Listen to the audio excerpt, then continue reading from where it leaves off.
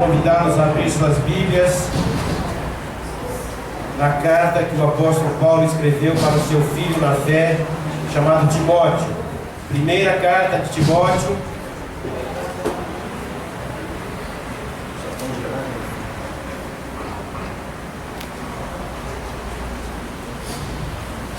Primeira carta de Paulo a Timóteo, capítulo 4, verso 12. Verso 12.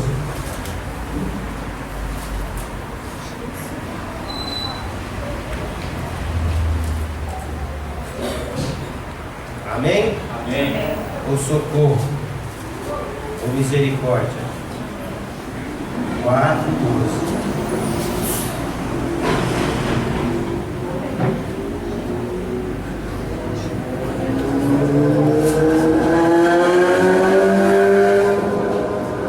Amém, socorro? Amém. Ninguém despreze a tua mocidade, pelo contrário, torna-te padrão dos fiéis na palavra, no procedimento, no amor, na fé e na pureza. Até a minha chegada, aplica-te à leitura, à exortação, ao ensino. Não te faças negligente para com o dom que há em ti, o qual te foi concedido mediante profecia, com imposição das mãos do presbitério. Medita estas coisas, e nelas sê diligente, para que o teu progresso a todos seja manifesto. Vamos orar. Pai amado, em nome de Jesus, quero te agradecer por esse tempo de louvor, de adoração ao teu nome. Agora, Deus, nós vamos meditar na tua palavra. E eu quero pedir, ó Deus, que o teu Santo Espírito fale conosco, tenha plena liberdade em nossos corações, Senhor. Eu te peço e agradeço, Senhor Deus, em nome de Jesus. Amém e amém. Nós estamos pregando já no domingo passado, retrasado, sobre o discípulo. Os discípulos mais experientes na fé servem de exemplo para os discípulos mais novos na fé. Hoje é a parte 2 desta mensagem. Então, só relembrando os amados irmãos, o Timóteo era ainda um jovem pastor, muito novo, e alguns crentes não estavam respeitando a juventude do pastor. Por isso Paulo escreve para dar um incentivo para o jovem, dizendo: ninguém despreze a tua mocidade, mas você tem que ser o exemplo dos fiéis. Então ele ministra essa palavra de encorajamento. Paulo orienta Timóteo a ser o exemplo dos fiéis, a ser um padrão para os crentes de Éfeso. O Paulo está dizendo para o Timóteo que ele mostra aos crentes o que é nascer de novo, o que é um novo nascimento, como é que você se torna uma marca na vida de um novo crente, um alvo. A pessoa olha para você e vê como um alvo, uma cópia para os fiéis. E ele também está, essa palavra significa que ele é a prefiguração de algo ou de alguém. No nosso caso, algo é o cristianismo, alguém é Jesus Cristo, nosso Senhor. Amém. O apóstolo Paulo então espera que nós, cristãos, que somos um pouco mais velhos na fé, mais experientes na fé, sejamos padrão, sejamos uma marca reconhecida para os demais crentes, para os fiéis. Eles vão seguir o nosso modelo de crente, de cristão. Não só o modelo de culto, mas o modelo de vida. Não é sentando lá na classe sábado, dia 13, com os alunos, que eles vão sair dali crentes formados e aperfeiçoados. Eles vão aprender nos vendo, nos observando, vendo como é a nossa fé no dia a dia. Como é que eu oro, como é que eu prego a palavra, como é que eu me comporto lá na célula. Enfim, com certeza também nós devemos ser padrão para os não crentes, porque eles estão com os dois olhos bem arregalados em cima dos cristãos para ver como é que a gente vive. Há um tempo atrás eu ouvi um irmão contando uma história verídica em que o vizinho chamava o vizinho crente chamava o vizinho não crente para ir ao culto. E o vizinho não crente dizia para ele: eu não posso ir ainda porque estou lendo um livro. E todo domingo, e vai assim, passou o tempo, meses, e o vizinho dizendo: ainda não vou porque estou lendo um livro. Um dia, terminado, o vizinho disse: vamos no culto hoje. Ele disse: hoje eu vou com você. Ah, você já terminou de ler o livro? Já terminei. E eu posso saber que livro é este? A tua vida. Eu estava lendo a tua vida. Agora eu vi que você é um crente fiel a Deus, eu vou na igreja com você. Mas essa história poderia ser o reverso, que é outra história que eu conheço, do vizinho que convidava, e aí o outro chegou um dia, não tinha mais desculpa, já tinha matado a avó dele umas 3 vezes, não tinha mais o que falar. Aí falou: sabe por que eu não vou na igreja com você? Porque para ser crente do jeito que você é, eu prefiro continuar na minha. Você acha que eu não escuto você aqui da minha casa xingando tua mulher, xingando teus filhos, brigando? Eu ouço tudo aqui. Então, para ser igual a você, eu fico na minha, que eu acho que eu estou melhor. Então é o reverso da história, né? Mas o Senhor quer então que você, que eu, que somos mais experientes na fé, sejamos modelo para os fiéis. Eu, na semana passada, na semana retrasada, falei que nós temos que ser modelo na humildade, na paciência. Falei ainda que nós temos que ser modelo na vida cristã. E aí, o Senhor, o Espírito Santo, me tocou que eu deveria voltar a este versículo de Efésios 4:12, para esmiuçar um pouco melhor o exemplo que o Paulo está pedindo ao Timóteo. Então, o discípulo mais experiente, nesta noite nós vamos ver alguns exemplos de crentes mais experientes para os discípulos mais jovens na fé. Não pode não ser jovem na idade, mas é novo convertido. Então, o primeiro exemplo que ele cita aqui, o discípulo mais experiente precisa ser um exemplo na palavra para os discípulos mais novos na fé. E ele diz: ninguém despreze a tua mocidade, mas ser o exemplo dos fiéis na palavra. Na palavra aqui não é especificamente a palavra de Deus. Na palavra, quando ele fala na palavra, ele está se referindo às nossas ideias próprias, às nossas declarações, à nossa fala. Paulo está escrevendo para o Timóteo que ele deveria mostrar para os fiéis, para os irmãos de Éfeso, como é que um crente se expressa no seu dia a dia, como é a palavra do crente, como é a conversa desse crente, como é a nossa conversa diária com a esposa, com o marido, com os filhos, com os amigos, aquela conversa saudável que traz para nós e para os outros a edificação. Paulo, escrevendo na sua carta aos Colossenses, ele diz assim: a palavra seja sempre com graça, temperada com sal, para saberes como deveis responder a cada um. Então, a conversa do cristão precisa ser uma conversa sempre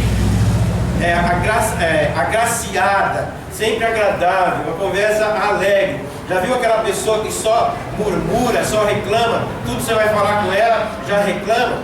O pastor amigo meu disse que tinha uma velhinha na igreja dele, que ele despedia o povo lá na porta, faz aquela fila para despedir do pastor.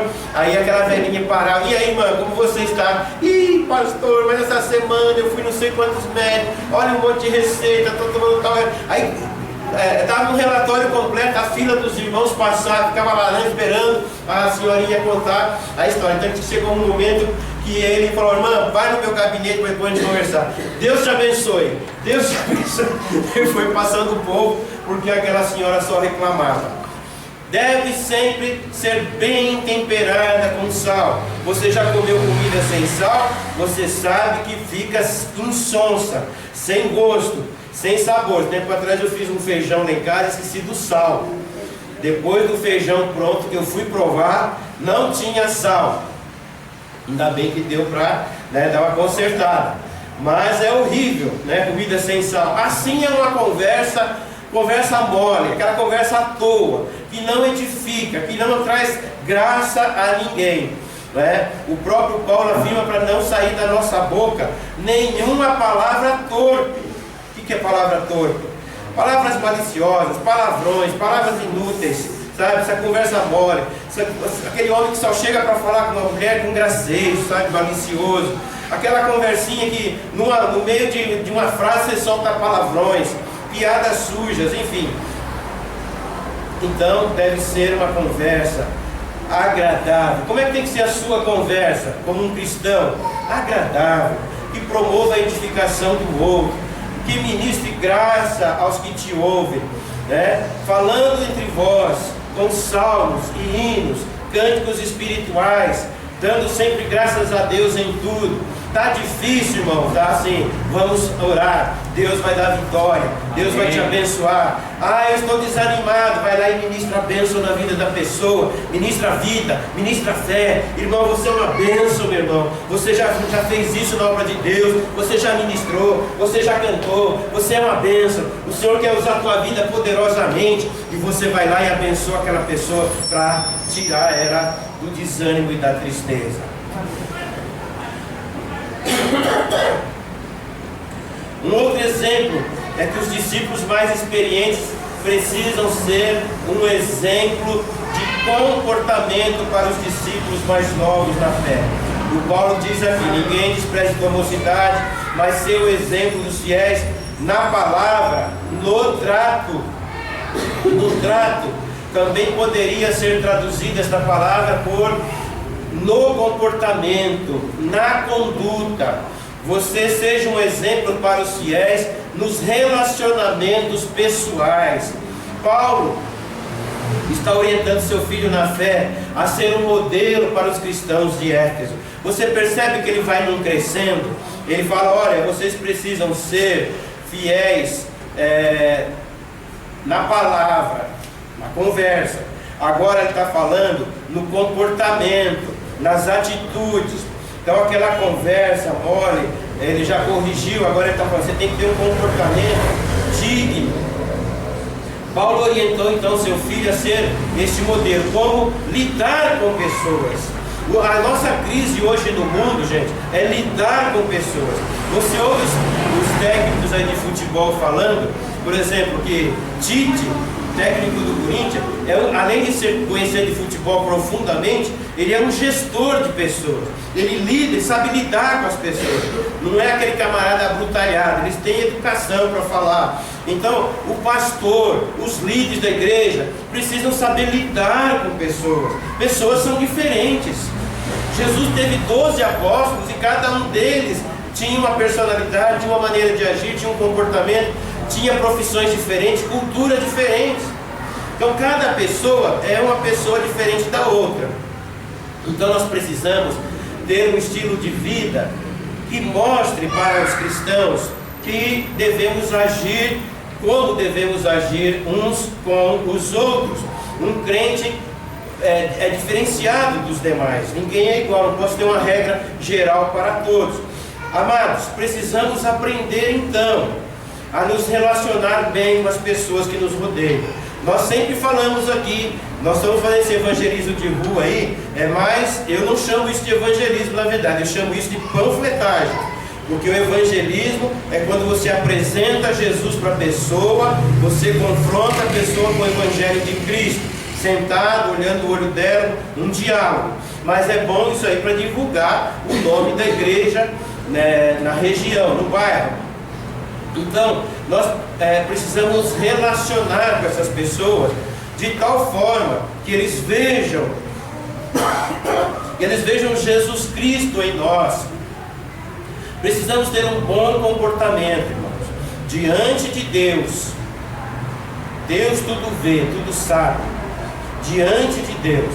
Não adianta aqui nós temos um comportamento carinha de santo e de cristão, e lá em casa, lá no trabalho, lá em outro lugar, ter carinha de demônio, né? Precisamos ter um comportamento compatível com a palavra de Deus. O nosso comportamento não pode ser indigno da palavra de Deus. Muitos crentes, isso é uma realidade que eu tenho visto na minha experiência pastoral, muitos crentes têm se afastado do Evangelho, decepcionados, entristecidos, chateados com algumas pessoas da igreja, ou com a liderança, ou com o pastor, ficam feridos, magoados, deixam então de olhar para Jesus e ficam olhando para as falhas dos outros, para os erros dos outros. Aí acontece que essa dificuldade, quando ele muda o alvo, quando ele tira os olhos do alvo, ele passa a olhar então para os problemas das pessoas. E nós não podemos tirar os nossos olhos de Cristo, né? Nós precisamos fixar os olhos em nosso Senhor e Salvador Jesus Cristo. Corremos o risco de nos decepcionarmos e perder a direção. É um perigo. É um perigo. O diabo vai entrar em ação. Quando você tira os seus olhos de Jesus Cristo, o diabo vai entrar em ação. Aí então ele vai usar suas ciladas terríveis e soprar em verdade na sua mente, do tipo, tá vendo? Esses crentes são os falsos, tá vendo? Esse pastor é um mentiroso, eles não te amam não, e qualquer coisa que falam, tá falando para mim. O pastor não está nem pensando no sermão naquela pessoa, e quando termina o sermão ele fala: pastor, você está falando só para mim, porque você sabe, não é? Então o diabo vai criar ciladas e armadilhas para a pessoa ficar ainda mais decepcionada. Infelizmente, esta é a triste realidade das igrejas hoje. Diz a estatística que nós temos 40 milhões de cristãos no Brasil. Mas tá aí, nesses 40 milhões está todo mundo, viu gente? Todo mundo, todas as denominações heréticas e não heréticas. Mas que tem 50 milhões de pessoas que já passaram por igrejas e foram embora. E dessas, poucas receberam um contato, apenas 3%, um contato de alguém da igreja para dizer: ô meu querido, o que está acontecendo? Por que você não apareceu mais? Você está bem? Estou ligando para orar com você. 90% não recebe nenhum tipo de contato. 7% recebe um contato, mas é para tomar uma dura de um parente, de um amigo. Ô seu tratante, você falou que ia no culto domingo, não foi? Já tem 3 domingos que você não aparece, para dar uma bronca no sujeito. Não é assim que faz. Seguir a Jesus é algo espontâneo, é algo deliberado. Eu decido seguir a Jesus na unção do poder do Espírito Santo, não é? É o Espírito Santo que vai agir na nossa vida. E 90% ninguém vai atrás, ninguém liga, ninguém sabe. Então, amados, vamos fixar os olhos no Senhor da glória. Assim estaremos protegidos contra as astutas armadilhas do diabo, e também protegido contra os falsos mestres, os falsos cristãos. Paulo fala assim, lá em Filipenses ele diz: irmãos, quanto a mim, não julgo que já haja alcançado, mas uma coisa faço, e que é, esquecendo-me das coisas que para trás ficam. Passado passou, meu irmão, para trás fica, e avançando para os que estão adiante de mim, prossigo para o alvo, pelo prêmio da vocação celestial de Deus em Cristo Jesus. Amém? Então, esquece o que passou. Certo marido combinou com a esposa o seguinte: qualquer coisinha que eles discutiam, brigavam, ela arrancava os cupons emocionais de 10 anos atrás. Você lembra que há 10 anos atrás você falou tal coisa assim e assim? Você lembra que 5 anos atrás você maltratou minha mãe? E vai tirando lá do túmulo e vai tacando na cara um do outro. Esquece isso, irmão. As coisas que passaram, passou, você perdoou, está perdoado. Não aceite reclamação da sua esposa, do seu marido de 6 meses para trás. Esquece, porque não adianta desenterrar os cadáveres, só vai piorar. Avance para frente, vá para frente. Precisamos ter um comportamento decente dentro de casa, na escola, no trabalho, na vizinhança. Entendeu ou não? Amém. Vocês estão me entendendo? Ter um comportamento também com os de fora. Lembra da história do vizinho que estava lá de olho no outro que xingava a mulher, chutava o cachorro e brigava com as crianças falando palavrões. Precisamos dar, como diz o ditado, bom testemunho para os de fora. As pessoas não crentes precisam ver a luz de Cristo em nossas vidas. Se eles não conseguirem enxergar o resplandecer da glória de Deus na nossa vida, eles terão mais dificuldades de chegarem a Jesus Cristo. Chegar no pecador e convidá-lo, por exemplo, para o encontro ágape. Se ele olhar para você, se ele é teu amigo, conhece você, você tem um bom comportamento, bom relacionamento, a pessoa joia, é bem provável que ele venha. Mas se você é aquele crente, daquele jeito que eu falei, provavelmente ele não virá. Você vai realizar célula na casa de alguém que não se dá com nenhum vizinho, só briga com os vizinhos, ele vai convidar as pessoas e nenhum vizinho vai naquela célula. Aí depois ele culpa o vizinho. Eu me lembro eu estava lá em Santarém, eu me lembro da história que alguém contou lá naquele dia que nós fomos naquela viagem dos ribeirinhos, e eles começaram uma igreja numa aldeia, lá entre os ribeirinhos do rio Amazonas, e ninguém ia na célula. 3 meses, 6 meses, ninguém ia na célula. Aí o líder, o supervisor, foi tentar descobrir porque as pessoas não iam. Aí descobriu, não sei, acho que um vizinho provavelmente, que aquela casa, naquele vizinho, ninguém se dava com ele naquela aldeia. Era encrencado com todo mundo. Aí então eles acharam uma nova casa que vai sediar a célula. Eles descobriram, sabe o que? A pessoa-chave. A pessoa-chave daquela comunidade. E aí começaram a célula lá, e a célula fez, explodiu.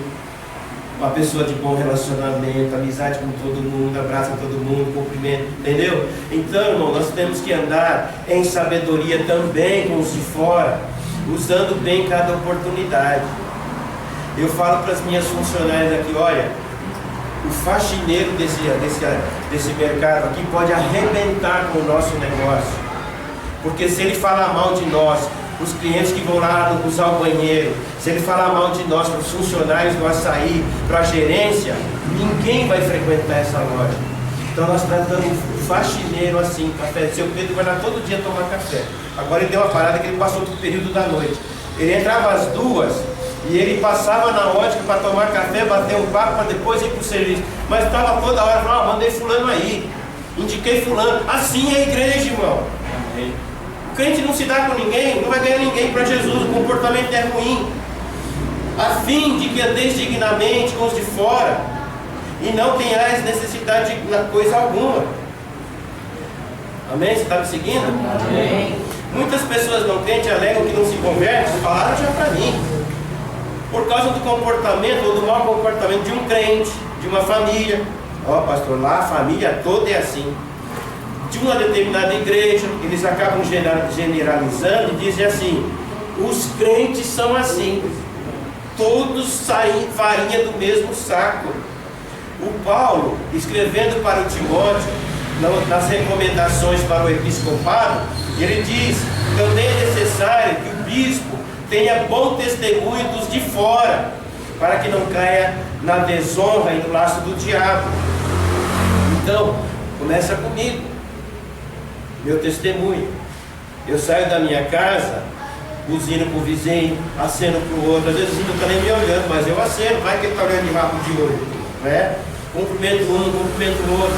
Então, pelo menos faça a política da boa vizinhança. Mas tem crente que passa na frente do outro crente e nem a paz dá. É terrível.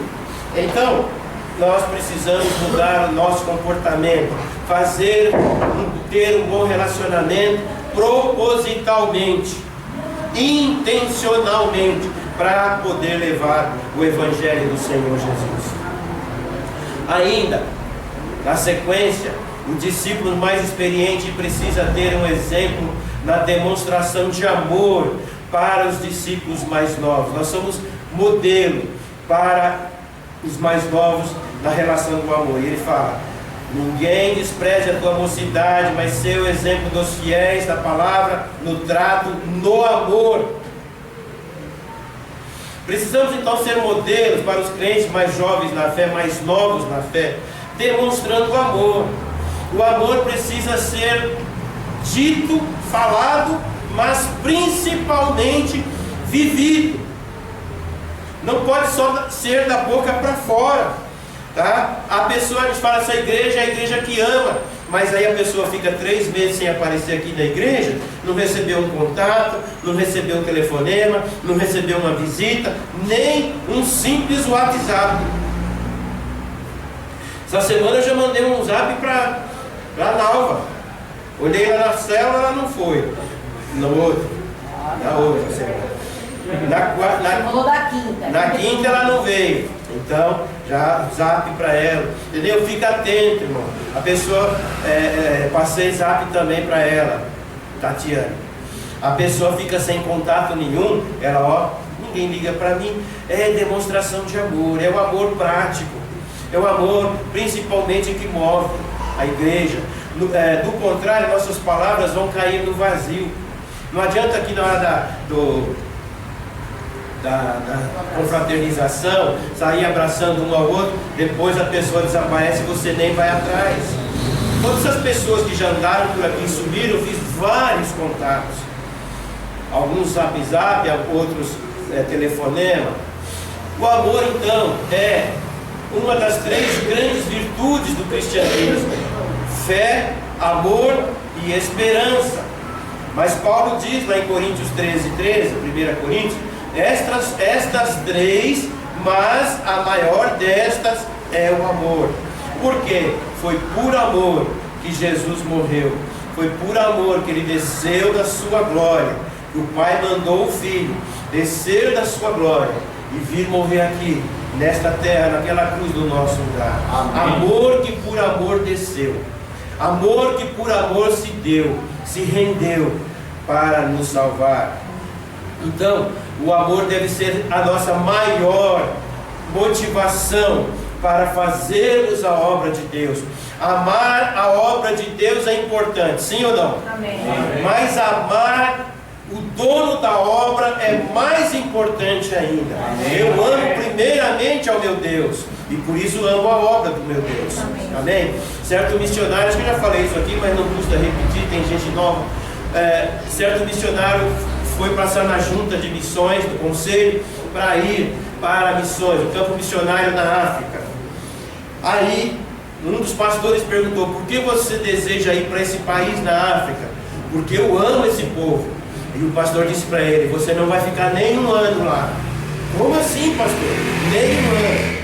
Porque você ama o povo, mas na hora que eles começarem a te discriminar, a te chamar de branquelo, você sabe que na África só tem negro, população de negro. Começar a discriminar, te chamar de branquelo, que você é um estrangeiro e fazer diferença de você vai aguentar? Se você não amar primeiramente o Senhor, teu Deus, você pode ir para qualquer lugar que você não vai resistir. Mas se você amar primeiramente o teu Deus, você vai, e você por amor a Ele, vai aguentar todas as perseguições que vierem contra você. Amém. O Senhor Jesus disse que nos daria um novo mandamento. Um novo mandamento vos dou, que vos ameis uns aos outros, assim como eu vos amei. Aí ele fala mais: nisto conhecerão que vocês são meus discípulos. O amor então é a prova que nós somos discípulos de Cristo. O novo mandamento é porque o velho mandamento dizia: amarás teu próximo como a ti mesmo. Mas o novo diz: amarás teu irmão como eu te amo. Como é esse amor? É o amor sacrificial, é o amor ágape, é o amor que se doa, é o amor que o orgulho não toma conta. A pessoa ama o irmão e ele pode estar aquele irmão, falar um desaforo para ele, falar um absurdo, mas ele ama. Não vai virar cara, não vai ficar com raiva. Eu gostaria de ver uma igreja assim, sabe, irmãos? Onde os crentes se amassem mesmo, para que o mundo visse que nós somos de Jesus. Onde há problema sim, mas o amor de Deus fala mais alto em nossos corações. Amém. Ah, sim. Como seria maravilhoso, né? Que ninguém virasse a cara um para o outro só porque falou uma besteirinha ou porque fez algum desaforo. Mas o amor de Jesus é assim, porque nós ofendemos muito a Deus e a Jesus e ao Espírito Santo com os nossos pecados, mas Ele não deixa de nos amar por causa disto. Antes enviou seu próprio Filho. Ainda Jesus disse que através do novo mandamento eles vão saber que você é um discípulo dele, que a igreja é uma igreja do Senhor. Amém, meu irmão? Amém. Um outro exemplo: os discípulos mais experientes precisam ser exemplo na demonstração de fé para os mais novos na fé. Alguém lê para mim 1 Timóteo 4,12. Leia aqui para mim, Tito. Ninguém despreza a mocidade. Leia aqui, ó.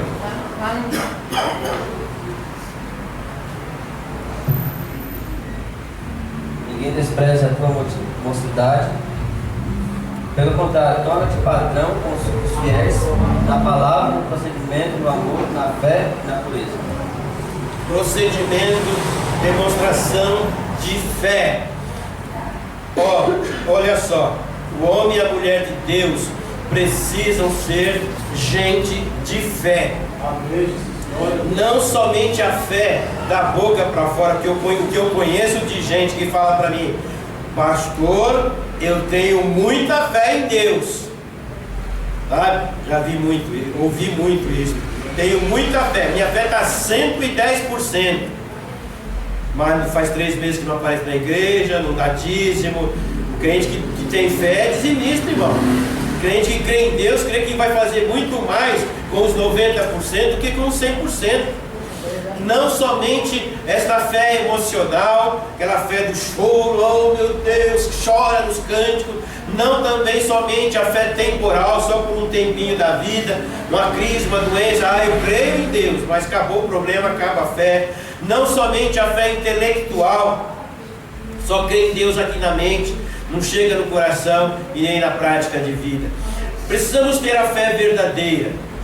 Eu mesmo não posso salvar a mim mesmo, você também não, mas eu creio num Jesus, num Cristo que morreu na cruz do Calvário para me dar a vida eterna. Nele eu creio e por ele eu viverei. Que mesmo quando as coisas estão caminhando mal, está difícil, está sem dinheiro, está desempregado, está doente, eu continuo crendo neste Deus. Foi o hino que acabamos de cantar do Abacuque, até anotei aqui, viu, Leal? O Abacuque fala assim: olha, mesmo que não haja gado no curral, não tem ovelha, a figueira não dá fruto, não tem fruto, a oliveira não tem azeitona na oliveira, eu me alegrarei no Deus da minha salvação. Não importa, se tiver bem, tem gado, tem figueira, figos da figueira, ou azeitonas da oliveira, amém, glória a Deus. Mas se não tiver, amém, glória a Deus. Amém. Ele continua sendo Deus, cantamos aqui, foi? Não sirva a Deus, não adoro a Deus pelo que Ele me dá, pelo que Ele me faz, mas pelo que Ele é. Glória a Deus. Sem fé, então, é impossível agradar a Deus. É a fé salvadora, é a fé verdadeira, mas também é a fé no dia a dia, sabe?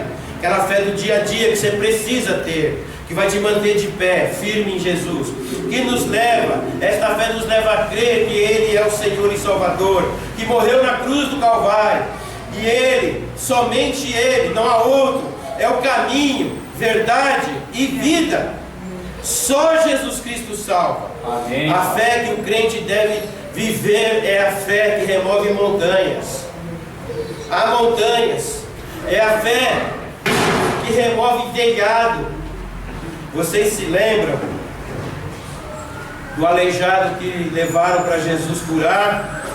Aí chegando lá, aquela multidão na porta, o que eles fizeram? Vamos descobrir o telhado. A fé que descobre o telhado, que arranca o telhado, desce o paralítico lá, e Jesus, olhando a fé daqueles homens, cura o enfermo, cura o paralítico. Essa é a fé do crente. Não há obstáculos para quem tem fé.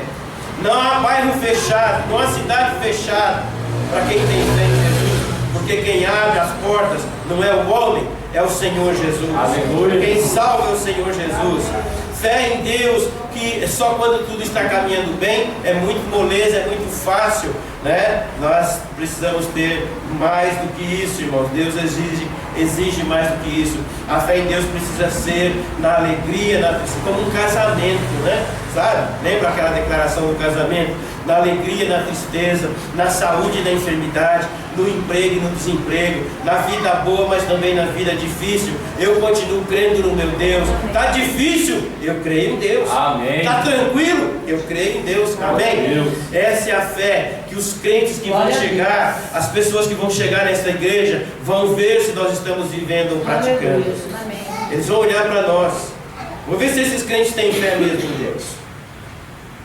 Aí, por fim, ele fala: ninguém despreze tua mocidade, mas seu exemplo dos fiéis na palavra, no trato, no amor, no espírito, na fé, na pureza.